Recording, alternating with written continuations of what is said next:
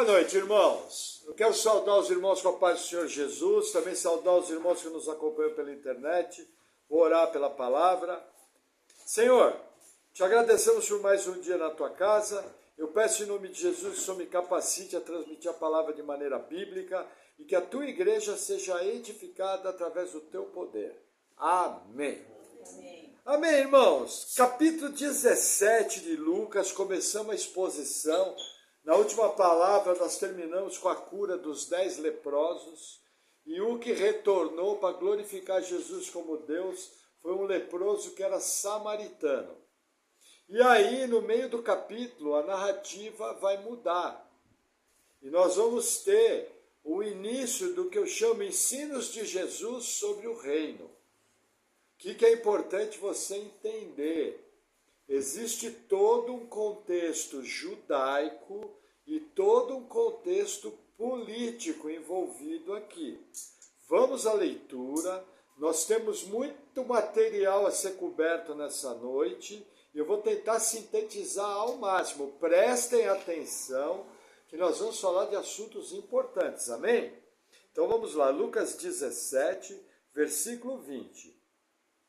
E interrogado pelos fariseus sobre quando havia de vir o reino de Deus, respondeu-lhes e disse: o reino de Deus não vem com aparência exterior, nem dirão, ei-lo aqui, ou ei-lo ali, porque eis que o reino de Deus está dentro de vós. Qual é a questão aqui? O povo de Israel aguardava o Messias. Para o povo de Israel, o Messias era um grande general que iria libertar o povo. Ia se levantar, expulsar os romanos, e Israel voltaria a brilhar, como nos tempos de Davi e nos tempos de Salomão. Se Jesus aqui falasse que ele era esse rei, imediatamente os fariseus teriam como acusar o Jesus de revolta contra Roma e buscar uma condenação contra Jesus, já que eles não podiam, pela lei judaica, matar nenhum homem. Roma não permitia. Então o que eles estão falando aqui? Eles estão lançando uma armadilha para Jesus. E aí Jesus começa a falar a verdade sobre o reino. O que eu tenho que entender? O reino de Deus, primeiramente, ele tem 3 aspectos hoje. Primeiro aspecto, Jesus já reina no céu. Após a sua ascensão, Jesus está sentado à direita de Deus Pai e ele já reina nos céus. Segundo aspecto, isso que está no texto, versículo 21, o reino de Deus está em vós. Jesus hoje já reina onde? No coração do seu povo. Cada pessoa que ganha para Cristo é mais um cidadão do reino, mais um estrangeiro e peregrino nessa terra. E o reino de Deus tem sido expandido na terra através do Evangelho. Terceira manifestação do reino, no futuro, Jesus Cristo vai retornar e vai estabelecer o trono de Davi em Jerusalém. E a partir de Jerusalém, Jesus vai reinar com cetro de ferro sobre as nações, que é o reino de Cristo. Então o reino, hoje ele está no seu aspecto intermediário. O reino não foi inaugurado na sua plenitude, porque falta esse aspecto do governo do Messias. Falta esse aspecto do trono de Davi ser estabelecido em Jerusalém e o Messias reinar a partir desse trono. Isso só vai acontecer na sua volta, que é o assunto que Jesus vai começar a falar aqui. Amém? Mas vamos seguir, versículo 22. E disse aos discípulos: dias virão em que desejareis ver um dos dias do Filho do Homem, e não o vereis. E dir-vos-ão, ei-lo aqui ou ei-lo ali. Não vades, nem o sigais, porque como o relâmpago que faiscando desde uma parte do céu resplandece até outra parte do céu, assim será também o Filho do Homem no seu dia. Mas primeiro convém que ele padeça muito e seja reprovado por esta geração. O que Lucas está fazendo aqui? Lucas está fazendo um resumo do que Mateus vai falar de maneira mais detalhada e do que Marcos vai falar de maneira mais detalhada. Lucas dá um apanhado geral, é muito importante você entender isso. Os textos são complementares. Qual a primeira verdade que ele fala? Que chegaria um dia que muitos gostariam de ter vivido com o Messias presente aqui na Terra. Esse dia nós já vivemos hoje. Já pensou Jesus sentado aqui ensinando? E não pode. Que mais que Jesus fala? Que primeiro teria que acontecer a paixão e morte dele. Ele teria que ser morto, crucificado e cumprir o que ele veio fazer, que é o resgate pelos pecadores. E aí ele me dá uma informação, que a volta de Jesus seria vista por todos, como o relâmpago sai do ocidente ao oriente, a volta clara. Essa informação nós temos claramente confirmada no Evangelho de Mateus. Então, a primeira informação que eu quero que você pegue, eu tenho 2 textos, o que confirma uma doutrina bíblica, que a volta de Jesus vai ser vista em toda a terra. Essa é a primeira informação. Amém? Aí vamos avançar. Que mais que ele fala? Ele vai falar também o seguinte, no 23, e dizer-vos-ão, ei-lo aqui ou ei-lo ali, não vades nem os sigais. Essa passagem é complementada em Marcos e Mateus, falando dos falsos cristos, ou falando de falsos sinais da volta de Cristo. É uma coisa surpreendente que muitos cristãos não sabem, mas várias religiões esperam uma espécie de um Messias. Várias religiões estão esperando um líder. Por exemplo, o hinduísmo espera a chegada do avatar de síntese, que é o grande líder futuro do hinduísmo. O budismo espera a reencarnação do chamado Buda Maitreya, que seria tipo o Buda dos Budas. A nova era pensa da mesma forma. A maior religião monoteísta da Terra, que é o islamismo, está aguardando a chegada do imã Mahdi. O que o islamismo ensina? Que o imã Mahdi, que é o maior de todos os imãs, vai vir. Jesus Cristo, que para o hinduísmo é um profeta, para o hinduísmo Jesus não é Deus, para o hinduísmo Jesus não ressuscitou, para o islamismo Jesus não é o Filho de Deus. Mas para eles, para os islâmicos, Jesus é um grande profeta, talvez o maior de todos, no mesmo nível de Maomé. E aí eles dizem o quê? Que o imã Mahdi, que é o grande governante que vai vir, Jesus Cristo vai vir juntamente com ele e vão governar. O que nós entendemos pela Bíblia? Todas essas religiões estão esperando o que a Bíblia ensina, que é a chegada do anti-Messias, do anticristo. Aquele que vai enganar o mundo e vai tentar tomar o lugar de Cristo, como se fosse o próprio Cristo. Então olha que interessante, os ardis de Satanás trabalhando nas religiões. Por isso que Jesus falou, disserem aqui e ali, não vá. Por quê? Porque existe uma série de sinais que nós vamos ver juntos. Amém? Aí vamos seguir, versículo 26. E como aconteceu nos dias de Noé, assim será também nos dias do Filho do Homem. Comiam, bebiam, casavam e davam-se em casamento, até o dia em que Noé entrou na arca, e veio o dilúvio, e os consumiu a todos. Como também, da mesma maneira, aconteceu nos dias de Ló. Comiam, bebiam, compravam, vendiam, plantavam, edificavam. Mas no dia em que Ló saiu de Sodoma, choveu fogo, céu do fogo, do céu fogo e enxofre, e os consumiu a todos. Assim será no dia em que o Filho do Homem se há de manifestar. Até aqui. Olha que interessante, irmãos. Jesus aqui confirma dois fatos que a Bíblia dá como verdadeiros. Primeiro, o grande dilúvio. Segundo, a destruição de Sodoma e Gomorra. Olha que interessante. Se você disser que não aconteceu o dilúvio, você está dizendo que Jesus não é Deus, porque ele é um mentiroso. Porque ele afirma que o dilúvio aconteceu, nessas palavras aqui. Ele afirma que Sodoma e Gomorra... Percebe como eu preciso tomar muito cuidado com as afirmações que eu faço? Abrindo um parênteses, eu não concordo, para mim o dilúvio foi universal, mas existe um ramo da igreja que acredita que o dilúvio foi mais localizado.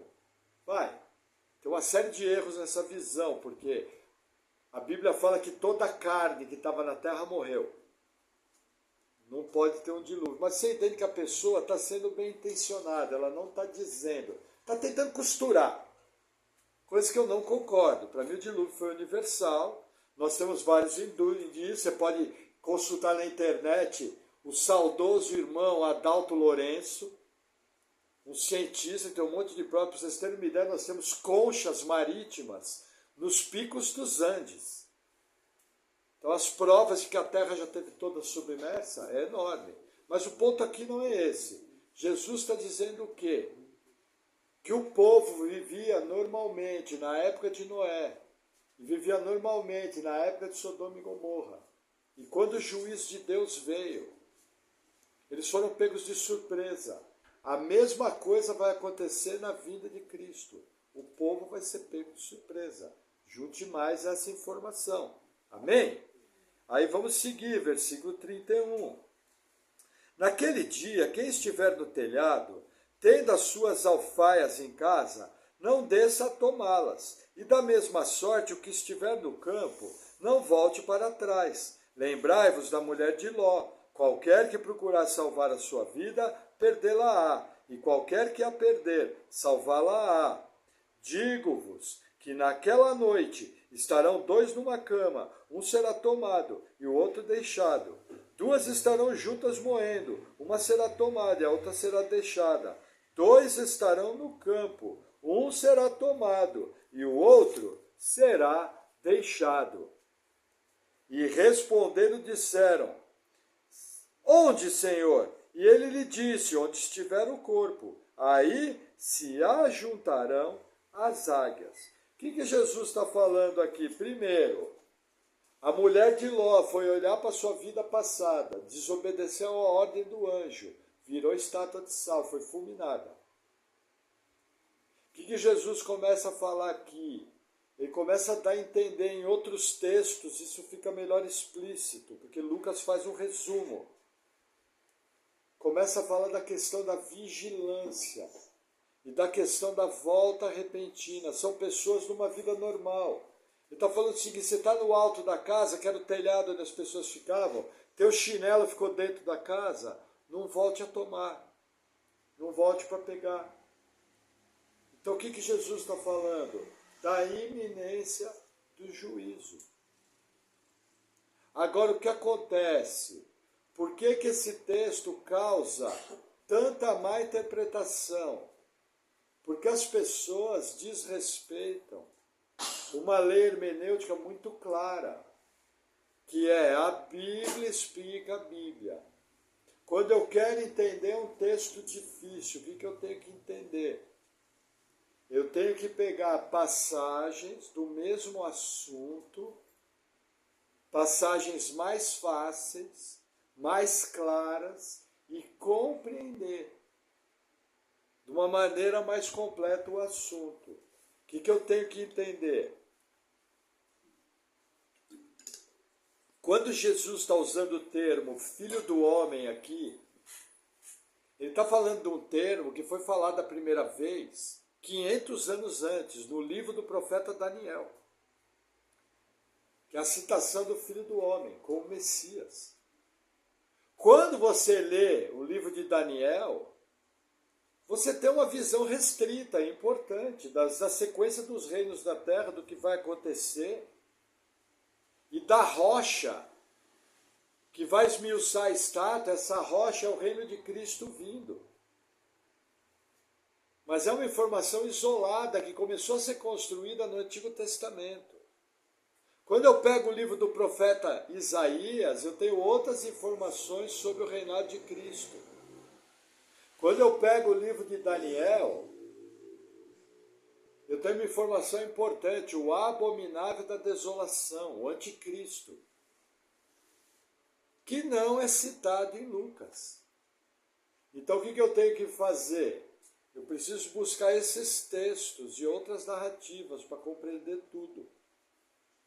Como eu sei aqui que muitos estão chegando na nossa igreja e não conhecem completamente a visão escatológica da nossa igreja, eu aproveitei esse texto e eu vou demonstrar rapidamente, através de outros textos, o que nós enxergamos que é a visão mais simples da Escritura. Lembrando que todas as igrejas ensinam que vai haver uma grande tribulação. Um grupo muito pequeno de igrejas diz que essa grande tribulação aconteceu no ano 70 a.C., na queda de Jerusalém pelos romanos. Outro grupo de igrejas acredita que a grande tribulação vai acontecer no futuro, que é a 70ª semana da profecia de Daniel. Nós entendemos que a grande tribulação vai acontecer para o futuro. Vai haver um momento que o livro do Apocalipse e outras cartas mostram em que a igreja vai virar inimiga do Estado, servir a Cristo vai ser crime, e nós vamos ser perseguidos. A Bíblia é muito clara, muito tranquilo isso. Aí, fora isso, existem 3 visões. Uma que acredita que o arrebatamento, que a volta de Cristo, vai acontecer antes desse período chamado Grande Tribulação. Quem pensa assim? Muitas igrejas batistas, muitas igrejas pentecostais, a Assembleia de Deus, e aproximadamente 90% das igrejas brasileiras e da América Latina acreditam que a volta de Cristo, o arrebatamento, acontece antes da tribulação. Um outro grupo da igreja acredita que a volta de Cristo vai acontecer na metade da tribulação, são os midi-tribulacionistas. E aí uma outra parcela da igreja, que são os metodistas, os luteranos, os presbiterianos, muitos batistas reformados como nós, alguns batistas bíblicos, acreditam que a volta de Cristo vai acontecer no final da grande tribulação. A visão da nossa igreja fecha com essa terceira visão. Nós somos chamados pós-tribulacionistas. Acreditamos que a igreja vai passar pela grande tribulação. No estudo nosso de Apocalipse, eu demonstro a chamado visão pós-tribulacionista pré-ira. O que é a visão pós-tribulacionista pré-ira? Ensina o seguinte, que na última trombeta, lá no final da grande tribulação, antes de Deus moer tudo, derramar o julgamento das taças, Jesus volta. E rapidamente acontece o dia do Senhor. E o dia do Senhor é muito rápido. E aí Jesus vem com a igreja. Essa é a visão que você vai encontrar no nosso canal, inclusive alguns textos. No desenvolvimento da nossa teologia, eu tenho tido a tendência do quê? De cada vez mais me tornar um pós-tribulacionista raiz. Hoje eu já começo a ver que a igreja passa praticamente 100% da tribulação. Agora, o que eu quero que você entenda? É todo um conjunto de textos. Um pouquinho para lá, um pouquinho para cá. Não tem problema. Por quê? Porque a própria Bíblia deixa alguma lacuna. Existe um texto que Jesus fala o seguinte, que só o Pai sabe. O dia da volta dele. Jesus, o próprio Deus, faz essa afirmação. Se só o Pai sabe da volta do Filho, é natural que na sua palavra existe uma lacuna de tempo, um pouquinho para lá, um pouquinho para cá. Agora, como responsável pela sua vida espiritual, é importante fazer a seguinte afirmação. Quando eu leio os textos, letra preta, no papel branco, não existe algo como arrebatamento secreto. O que você percebe é a volta de Cristo, depois de uma série de acontecimentos. Essa volta é clara, é nítida, e a Bíblia mostra que a igreja vai saber. Por causa dos sinais. Por que eu penso isso? Não vou fazer uma exposição, mas vou fazer uma leitura dos principais textos que 4 apóstolos, na verdade um deles era auxiliar de apóstolo, que era Marcos, fazem a descrição da volta de Cristo. Lembrando que o texto de Marcos é paralelo ao texto de Mateus. Então vamos abrir o primeiro texto, Evangelho de Marcos, um evangelho antes, capítulo 13. Vira algumas páginas. Marcos 13. Esse texto é paralelo de Mateus 24. Se você puder em casa, leia Mateus 24. Tem muitas coisas similares. É do entendimento dos estudiosos que Mateus escreveu seu evangelho em cima de Marcos. Tá? Por isso que eu escolhi Marcos. E porque também no canal da nossa igreja tem várias palavras sobre Mateus 24 e 25. Caberia você gastar um pouco de tempo essa semana e estudar essas palavras. Você vai ficar expert no assunto. Amém? Então vamos lá, Marcos capítulo 13, versículo 14. Mais um detalhe, eu não vou expor o texto. Eu vou fazer uma leitura explicativa. Tá bom? Não é uma exposição exaustiva como nós estamos acostumados. Por quê? Porque são 4 autores. E o tempo não permite. Amém? Enquanto eu estiver lendo, eu vou pedir um favor para os irmãos. Limpe da sua mente qualquer conceito. E deixe o texto falar com você. Sem nenhum preconceito.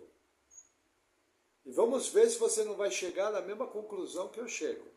Amém? Então vamos lá. Evangelho de Marcos, capítulo 13, versículo 14. Olha que interessante.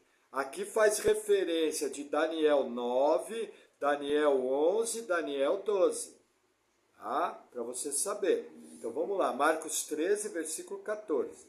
Ora, quando vós virdes a abominação do assolamento, que foi predita por Daniel o profeta, estando aonde não deve estar, quem lê entenda, então os que estiverem na Judéia fujam para os montes. E o que estiver sobre o telhado, não desça para casa, nem entre a tomar coisa alguma da sua casa. E o que estiver do campo, não volte atrás, para tomar as suas vestes. Mas ai das grávidas e das que criarem naqueles dias. Orai, pois, para que a vossa fuga não suceda no inverno, porque naqueles dias haverá uma aflição tal, qual nunca houve desde o princípio da criação, que Deus criou até agora, nem jamais haverá. E se o Senhor não abreviasse aqueles dias, nenhuma carne lhe salvaria. mas por causa dos eleitos que escolheu, abreviou aqueles dias. O que Jesus está falando aqui? Vai haver o chamado abominável da desolação. Esse abominável da desolação nada mais é que o anticristo. Nós entendemos que vai ser construído uma espécie de um templo em Jerusalém. Nesse templo, o anticristo vai se assentar e ele vai se auto-intitular Deus. A discussão aqui qual que é? Vai ser um templo estritamente judaico ou vai ser um templo igual ao templo das religiões que já existe hoje em Abu Dhabi, onde na principal praça da cidade existe um templo católico, um templo judaico e um templo islâmico. E a adoração ali é unificada. Entendeu? Então a dúvida só é essa, mas nós entendemos pela Bíblia que vai haver um chamado lugar santo. E o anticristo vai se assentar nesse lugar. Então, o primeiro sinal da volta de Jesus, o evangelista Marcos fala, o abominável da desolação tem que se assentar em Jerusalém, no templo. Percebe? Esse é o primeiro sinal, manifestação do anticristo. Olha que interessante, vai juntando aí. Versículo 24. Ora, naqueles dias, depois daquela aflição, o sol se escurecerá, a lua não dará sua luz, e as estrelas cairão do céu, e as forças que estão nos céus serão abaladas. Vamos fazer uma pausa aqui. O que Marcos fala? Jesus fala os sinais cósmicos da sua vida. Sinais no sol, sinais na lua, sinais no universo criado. Então o que Jesus fala? Primeira informação, o anticristo vai estar no templo. Segunda informação, você vai ver sinais cósmicos. Terceira informação, olha o que acontece na sequência 26. E então verão vir o Filho do Homem nas nuvens, com grande poder e glória. E ele enviará os seus anjos e ajuntará os seus escolhidos desde os quatro ventos, da extremidade da terra até a extremidade do céu. Até aqui, eu pergunto, você vê alguma coisa como um arrebatamento secreto aqui? Não, o resumo de Jesus é simples. Manifestação do anticristo, judeus fugindo em massa, confirmando a profecia de Zacarias, do Antigo Testamento, porque eu tenho que ler a Escritura como um todo, confirmando palavras de outros apóstolos, que eu vou ver mais à frente, mas o capítulo 13 de Apocalipse mostra que o anticristo vai fazer guerra aos santos e vai vencer. Entendeu? O 12 fala que ele vai perseguir os que guardam os mandamentos de Deus, no Apocalipse. E aí você vai juntando os textos. E aí logo na sequência você vê o quê? Sinais cósmicos muito claros.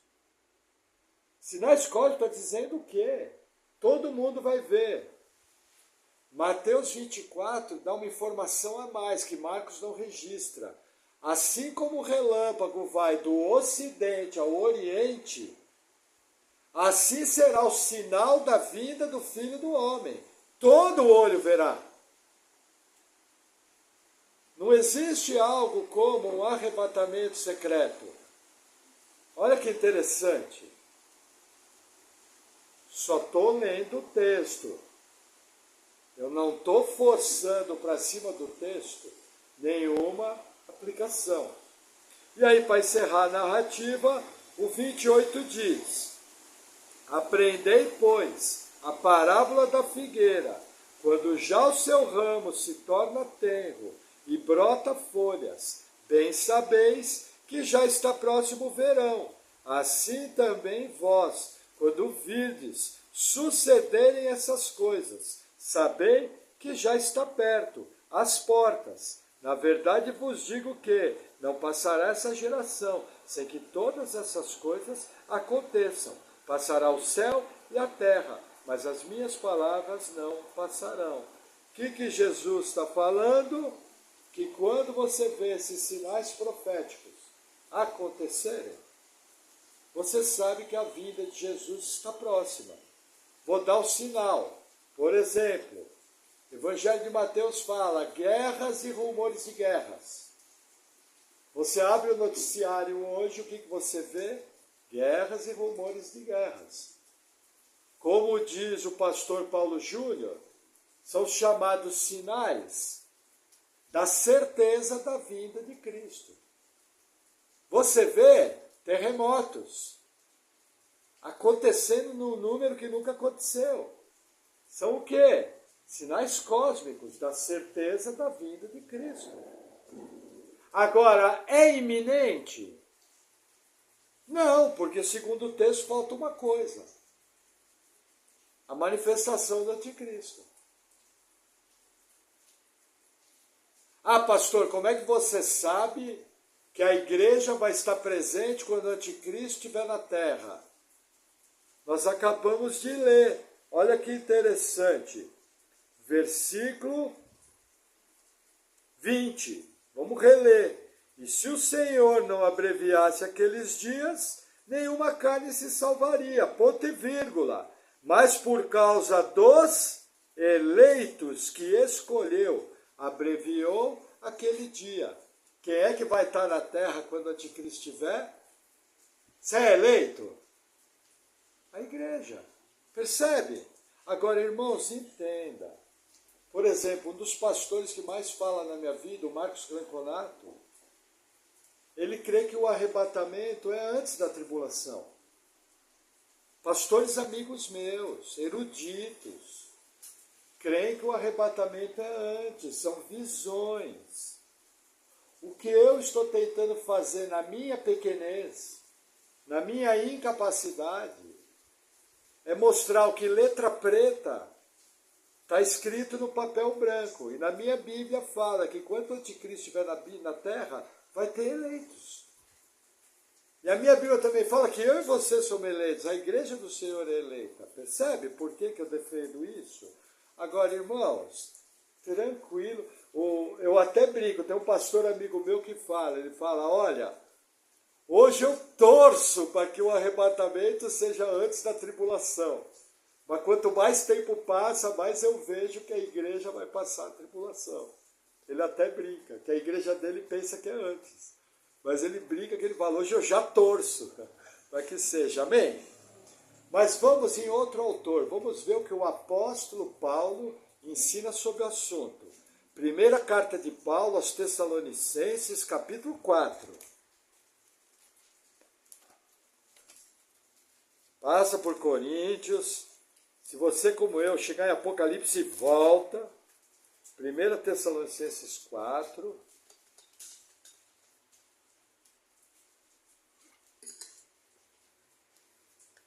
Olha que interessante. Eu vou ler a partir do versículo 16. Lembrando que quando a carta foi escrita, não havia nem capítulo, nem versículo. Quem colocou capítulo e versículo foi há poucos anos atrás, tipo 200, 300 anos. É uma carta escrita na sequência, você já vai entender o porquê. Que eu vou ler como ela deveria ser lida. Ah, sem capítulo, sem versículo. Então vamos lá. 1 Tessalonicenses 4, versículo 16. Porque o mesmo Senhor descerá do céu com alarido, e com voz de arcanjo, e com trombeta de Deus, e os que morreram em Cristo ressuscitarão primeiro.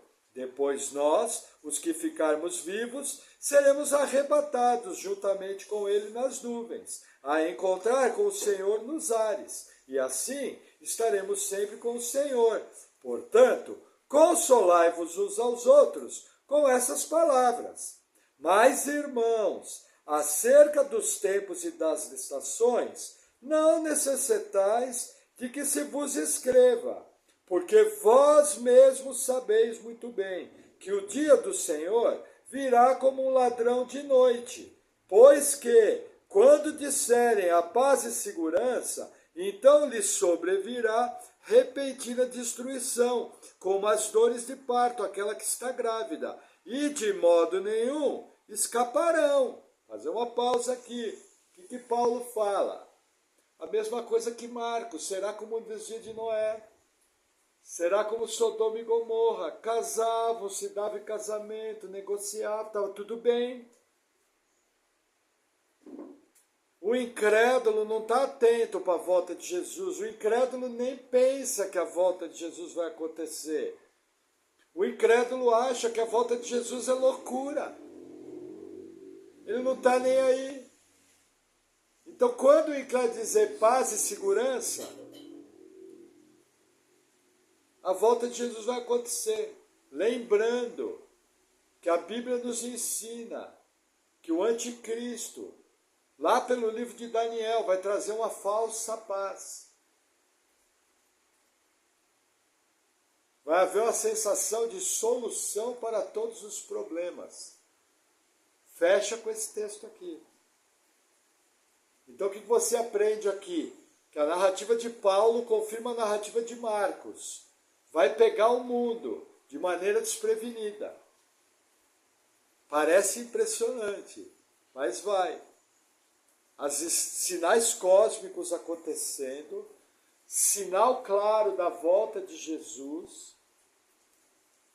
poderes do céu sendo abalados, pelo livro do Apocalipse, a vida marinha sendo exterminada, o comércio marítimo sendo aniquilado.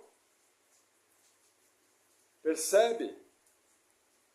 Enfermidades como nunca houve, guerras, vai juntando esse pacote.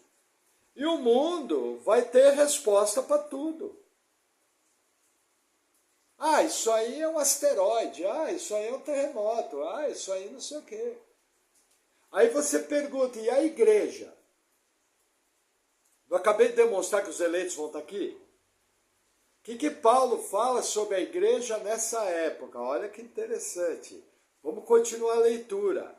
Vamos ler o que a letra preta no papel branco ensina. Não precisa nem interpretar, é só ler. Versículo 4. Mas vós, irmãos, já não estáis em trevas, para que aquele dia vos surpreenda como um ladrão. Pausa. O que Paulo fala? Olha, eles vão estar falando paz e segurança, vai vir repentina destruição. Vocês, igreja, não estão em trevas. Se vocês não estão em trevas, aquele dia não vai surpreender. É o que está escrito aqui. É só ler, não precisa interpretar. Versículo 5. Porque todos vós sois filhos da luz e filhos do dia. Nós não somos da noite, nem das trevas. Não durmamos, pois, como os demais, vírgula, mas vigiemos e sejamos sóbrios, porque os que dormem, dormem de noite, e os que se embebedam, embebedam de noite, ou 8. Mas nós, que somos do dia, sejamos sóbrios, vestidos com a couraça da fé e do amor, e tendo por capacete a esperança de salvação. Olha o 9, porque Deus não nos destinou para a ira, mas para a aquisição da salvação, por nosso Senhor Jesus Cristo, que morreu por nós, para que, quer vigiemos, quer durmamos, vivemos juntamente com o Senhor. O crente vai estar vigilante, vai estar percebendo tudo, vai estar vendo os sinais cósmicos, vai ver a manifestação do anticristo. E vai saber que Cristo está voltando, estando numa vida de vigilância. Só isso? Não! Na segunda epístola de Tessalonicenses, vira algumas páginas. Segunda Tessalonicenses, capítulo 2. Olha que interessante. Tem mais uma informação. Segunda Tessalonicenses 2, versículo 1. Novamente, eu vou ler o texto sem impor a minha mensagem. Eu só vou ler, vocês percebam se eu estou forçando para cima do texto ou não. Imagina que eu sou um semi-analfabeto que acabou de aprender a ler e estou lendo aqui. Fechou? Vamos ver se dá entendimento? Lembrando que a interpretação literal das Escrituras, se o texto dá entendimento no seu sentido mais simples, esse é o entendimento correto do texto. Olha que interessante, 2 Tessalonicenses 2, versículo 1. Ora, irmãos, rogamo-vos, pela vinda de nosso Senhor Jesus Cristo e pela nossa reunião com Ele, é o mesmo assunto que ele falou na epístola anterior, volta de Cristo. Ao 2, que não vos movais facilmente no vosso entendimento, nem vos perturbeis, quer por espírito, quer por palavra, quer por epístola, como de nós, como se o dia de Cristo estivesse já perto. 3. Ninguém de maneira alguma vos engane, porque não será assim, sem que antes venha apostasia, e se manifeste o homem do pecado, o filho da perdição. Vamos fazer uma pausa. Primeiro, antes da volta de Cristo, tem que ter o abandono da fé. Nós vivemos em época de neopaganismo. A apostasia já chegou. Você vai na Europa, 98% dos jovens não acreditam na existência de Deus. As igrejas europeias estão sendo fechadas para virar boate, restaurante, hotel. A apostasia já veio. É que você vive no Brasil, terra do avivamento. Você vai na Argentina, tem avivamento. Você vai na África, tem avivamento. Você vai na China, tem avivamento. Você vai nos Estados Unidos, ainda tem avivamento. Porque Deus tem misericórdia daquele país. Agora vai na Europa para ver o cemitério que é. Entendeu? A apostasia já veio. Mas olha que interessante. A manifestação do homem do pecado, o filho da perdição. Quem é esse homem do pecado? O versículo 4 explica. O qual se opõe e se levanta contra tudo que se chama Deus, ou se adora, de sorte que se assentará como Deus no templo de Deus, querendo parecer Deus. Quem que ele está falando aqui? O abominável da desolação, que se assenta no lugar santo, o anticristo. Então, para Jesus voltar, precisa manifestar o filho da perdição, o anticristo. Paulo está confirmando as palavras de Marcos e a palavra do apóstolo Mateus. Eu já tenho 3 apóstolos falando isso. E um auxiliar de apóstolo, evangelista. O primeiro evangelista, Marcos. Figura extremamente importante, companheiro de Paulo, companheiro de Pedro.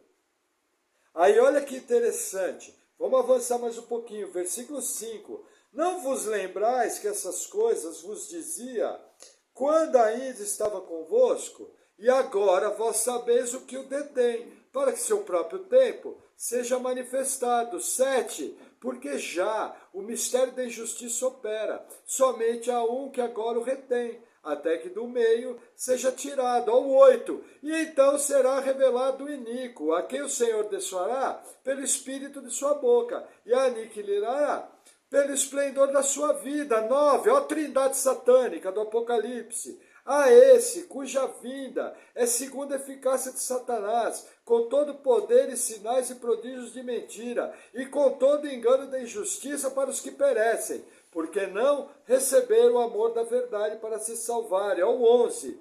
E por isso Deus lhes enviará a operação do erro, para que creiam a mentira, para que sejam julgados todos os que não creram a verdade, antes tiveram prazer na iniquidade. O que vai contar? O Apocalipse fala.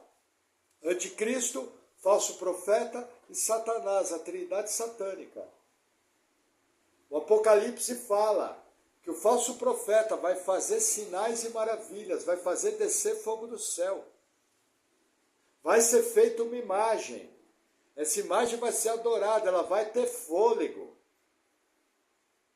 Vai ser dado o sistema único de crédito, o sistema 666. no qual você vai ter que negar Cristo e declarar adoração ao anticristo, se você quiser viver na sociedade. E o mundo inteiro vai após a besta, o Apocalipse fala. Porque Paulo explica. Porque como eles não creram na verdade, Deus enviou o espírito do erro. Para que eles crescem na mentira. Lembra, Deus ele vai agindo pela graça, o ser humano é rebelde a Deus. O mesmo Deus que salva é o mesmo Deus que endurece o coração.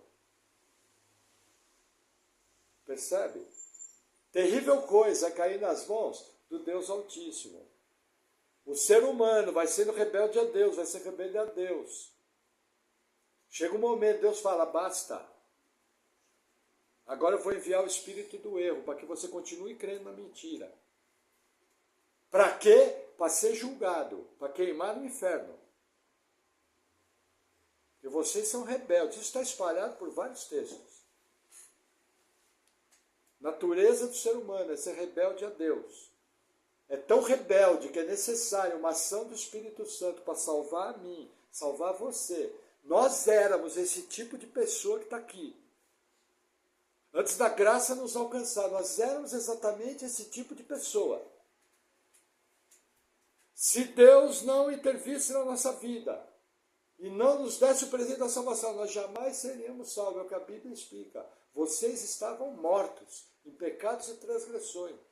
Mas Jesus muito amou, que resgatou vocês. Essa é a realidade. Amém? Amém. Vamos seguir.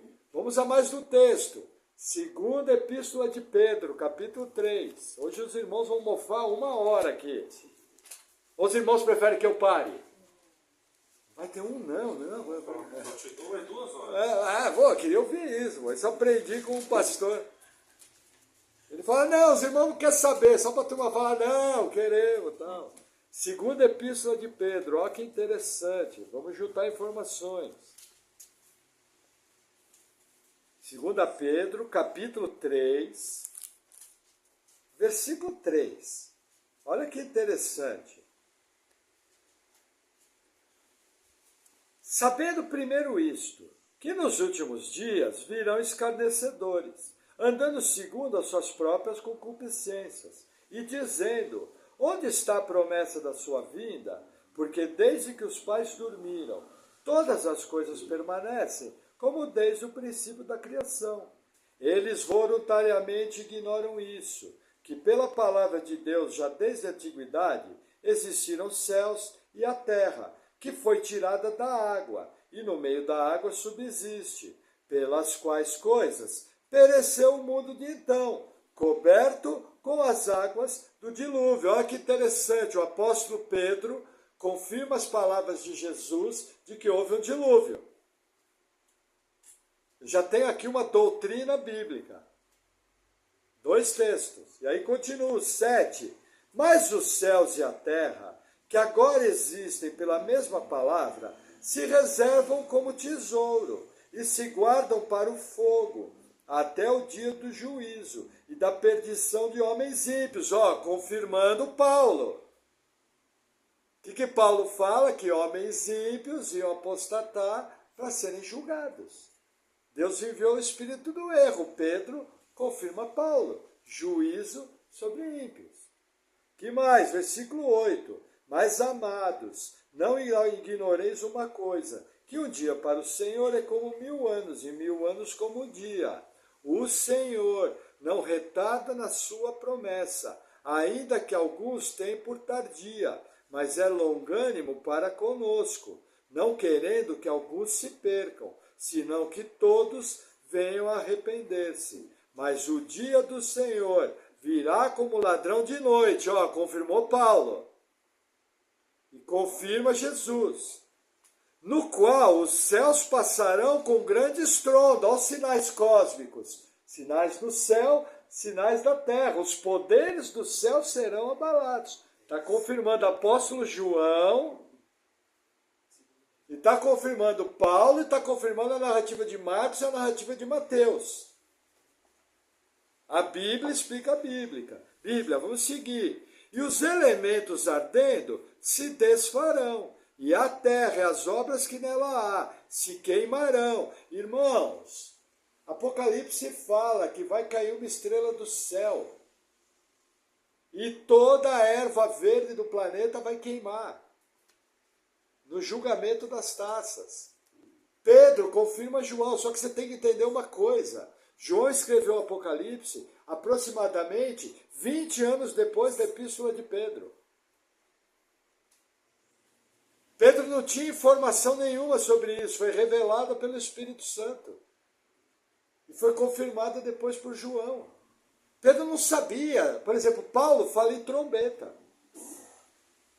Lembra que ele falou ao clangor da última trombeta? Só que ele não sabia que tinha 1, 2, 3, 4, 5, 6, 7. O Apocalipse não tinha sido escrito. Como que ele sabia que ia ter um toque de trombeta? O Espírito Santo inspirou. Simples assim. Percebe como, final dos tempos, você tem que juntar o quebra-cabeça?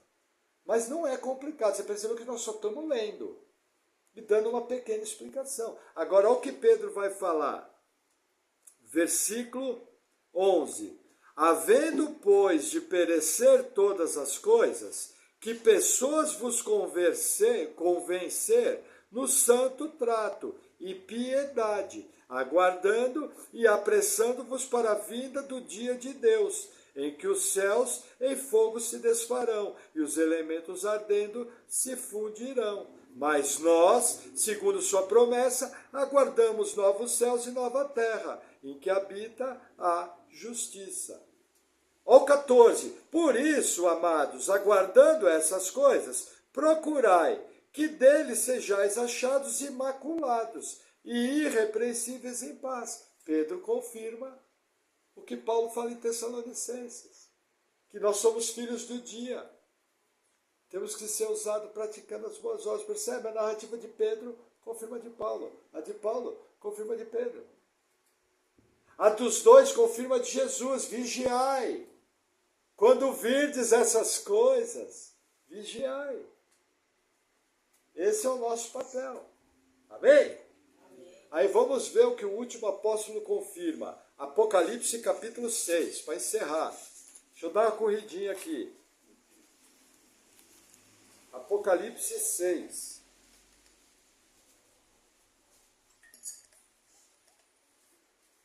Versículo 12. E havendo aberto o sexto selo, olhei, e eis que houve um grande tremor de terra, e o sol tornou-se negro como saco de cilício, e a lua tornou-se como sangue, e as estrelas do céu caíram sobre a terra, como quando a figueira lança de si os seus figos verdes, abalada por um vento forte. Ao 14. E o céu retirou-se como um livro que se enrola, e todos os montes e ilhas foram removidos dos seus lugares. E os reis da terra, os grandes, os ricos, os tribunos, os poderosos, e todo servo, e todo livre, se esconderam nas cavernas e nas rochas das montanhas. E diziam aos montes e aos rochedos: caí sobre nós, e escondei-nos do rosto daquele que está assentado sobre o trono, e da ira do Cordeiro, porque é vindo o grande dia da sua ira. Quem poderá subsistir? O que João confirma? A narrativa de Mateus, a narrativa de Lucas e a narrativa de Marcos. Sinais cósmicos. Na lua, no sol e nas estrelas. Está confirmado. Esses terremotos são confirmados. Lembrando, presta atenção nisso. Toda a história da redenção no Apocalipse está resumida entre o primeiro selo e o sétimo selo. Tá? No sétimo selo acaba o mundo. Porém, o conteúdo do sétimo selo são as 7 trombetas, elas estão dentro. E o conteúdo da sétima trombeta, também dentro do sétimo selo, é as 7 taças. Mas, porém, os 3 conjuntos de juízo terminam com a volta de Jesus. Por isso, quando você lê o Apocalipse, você vê sinais parecidos. Você fala, ué, mas eu já vi esse terremoto aqui. Ué, mas eu já vi as estrelas do céu sendo abaladas. Ué, eu já vi os reis da terra reunidos. São vários aspectos da mesma narrativa. Mas é importante você entender isso. O conteúdo do 7º selo, que é o próximo selo, o conteúdo dele é as 7 trombetas. E dentro dele é o selo. Dentro das 7 trombetas está 7 taças e acaba tudo. Mas para você entender melhor isso, entra lá no canal da igreja e assista as palavras. Que aí você vai entender bem o assunto, versículo a versículo. Aí você vai falar, pastor, mas como que o pastor me garante que no meio da grande tribulação vai ter crente, que nem Paulo fala, que nem Jesus falou? João também confirma isso. Apocalipse 16, nosso último texto. Olha que interessante, um texto que passa desapercebido. Apocalipse 16, versículo 12. O 6º anjo derramou sua taça sobre o grande rio Eufrates, e a sua água secou-se, para que se preparasse o caminho dos reis do Oriente. E da boca do dragão, e da boca da besta, e da boca do falso profeta, vi sair 3 espíritos imundos semelhantes a rãs. Faz uma pausa. Olha a trindade satânica aqui que eu falei. O pastor não está inventando, só está lendo. Qual é a trindade? Dragão, que é Satanás, a besta, que é o anticristo, e o falso profeta. Trindade satânica está armada.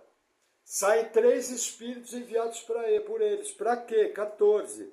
Porque são espíritos de demônios, que fazendo os milagres vão ao encontro dos reis da terra e de todo o mundo, para o congregar a batalha daquele grande dia do Deus Todo-Poderoso. Olha o 16. E os congregaram no lugar que em hebreu se chama Armagedon. O que está falando aqui? O espírito do engano, que Paulo fala. Aqui é o auge do espírito do engano. Primeiro Deus autoriza, viu, o engano sobre a terra, apostasia e aceitação do anticristo.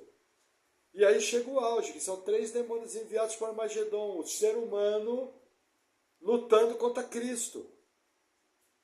Por quê? Porque o sinal da vinda de Cristo vai estar evidente.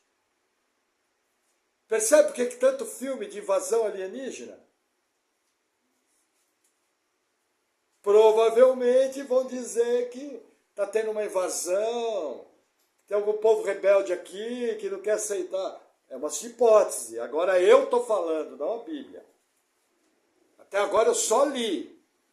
Acabei de dar uma opinião pessoal. Entendeu? Aí você fala, pastor, mas você não disse aonde que está a igreja no texto. Eu disse. Vamos ler o 15? Eis que venho como ladrão, vírgula, bem-aventurado aquele que vigia e guarda suas roupas, para que não ande nu e não se vejam as suas vergonhas. Aonde que está a igreja? Bem-aventurado aquele que vigia e guarda suas roupas. E usa o mesmo termo, virei como ladrão. Tem povo salvo aqui? Quando nós estamos, irmãos, na linguagem do futebol, 45 do segundo tempo, ao versículo 17. E o 7º anjo derramou sua taça no ar, e saiu uma grande voz do templo do céu, do trono dizendo, está feito. Entendeu? 7ª taça. Acabou tudo. Entendeu? E por que eu digo que os eventos das trombetas, os eventos dos selos e os eventos da taça acabam no mesmo ponto, a volta de Cristo? E que parece que você já leu aquilo. Quer ver que interessante? Volta um pouco. Apocalipse 11.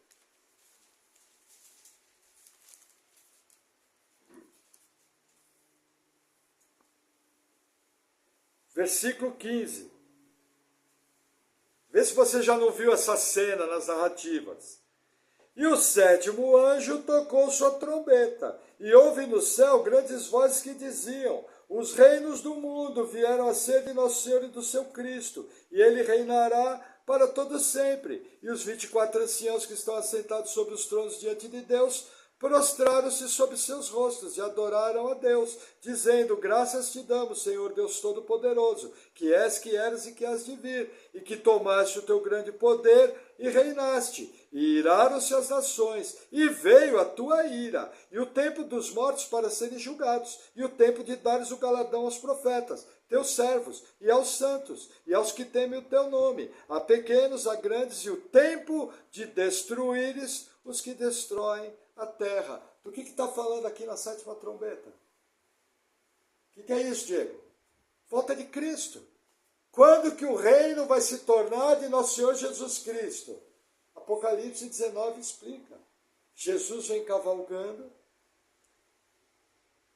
junto com os santos e vence a batalha do Armagedon e estabelece o reino. Satanás é preso. E começa os 1000 anos. Percebe? Aquela questãozinha, 7 selos, o 7º selo, 7 trombetas, ó a minha mão, 7 selos, o 7º selo, deixa eu fazer aqui, 7 selos, primeiro selo, último selo. No 7º selo, as 7 trombetas, na 7ª trombeta, as 7 taças. Aqui acabou tudo. São apenas aspectos diferentes, períodos de tempos diferentes. Por que nós entendemos isso? Se você ler o Apocalipse de maneira corrida, o mundo acaba pelo menos 4 vezes. Entendeu? Então eu acho, meu modo de ver, e de outros autores, que assim fica mais simples. O que eu queria demonstrar para você? Simplesmente algumas verdades. Jesus vai voltar. Pelo que a Bíblia nos mostra, a igreja vai passar pela grande tribulação. A Bíblia nos mostra que a igreja vai ser livrada. Apocalipse 3, versículo 10. Porque guardaste a palavra da minha paciência, eis que vos guardarei da hora da provação que há de vir sobre todo o mundo. Apocalipse 12. E foi dada à mulher as asas da grande águia, e Deus preparou para a mulher local no deserto, para guardar da perseguição do dragão. Então a igreja fiel vai estar aqui, mas ela vai ser sobrenaturalmente guardada. Dentro dessa igreja vão haver mártires que vão receber o presente do dom do martírio, entendeu? Vão ter uma posição muito especial. E o nosso papel, que é o principal dessa mensagem, é estar vigiando. Agora eu te pergunto, quando você olha a igreja à sua volta, quando você olha o comportamento de alguns irmãos, você vê alguém que está vigiando? Quando você olha para a sua vida, você pode dizer claramente, fala, Senhor, eu tenho feito a minha parte. Meu compromisso com o Senhor é sólido. As minhas obras demonstram que, de verdade, o Senhor é o primeiro. Meu compromisso é inabalável, ou aparece qualquer compromisso e eu deixo a igreja em segundo lugar. Ou qualquer crisezinha da minha vida, eu faço biquinho para Deus e não vou na igreja. Ou qualquer crisezinha na minha vida, eu boto minha mão na cabeça e falo, não me conformo que Deus deixou acontecer isso. Ou o que a Bíblia manda, vida de santidade, vida de comunhão, vida séria com Deus. É algo que só você pode responder. É algo que apenas o Espírito do Senhor, que conhece o seu coração, pode ministrar a sua vida. Meu conselho como seu pastor, abra os ouvidos. Quem tem ouvidos para ouvir, ouça o que o Espírito diz às igrejas. Sempre lembre disso. Vigilância é algo que cabe todos os dias. Porque se você morrer hoje, o Apocalipse acontece para você hoje. Assim que você morrer, você desliga aqui. Os que creram em Cristo, automaticamente estão com Jesus. Quem morreu sem Cristo, automaticamente está no inferno, sem volta. E cada um vai dar conta de si a Deus. Amém? Amém. Vamos orar? Senhor, obrigado por tua palavra, que nós possamos estar vigilantes e abundantes em toda boa obra. Ajuda a tua igreja, nos capacita, no nome de Jesus. Amém. Amém, irmãos. Glória a Deus.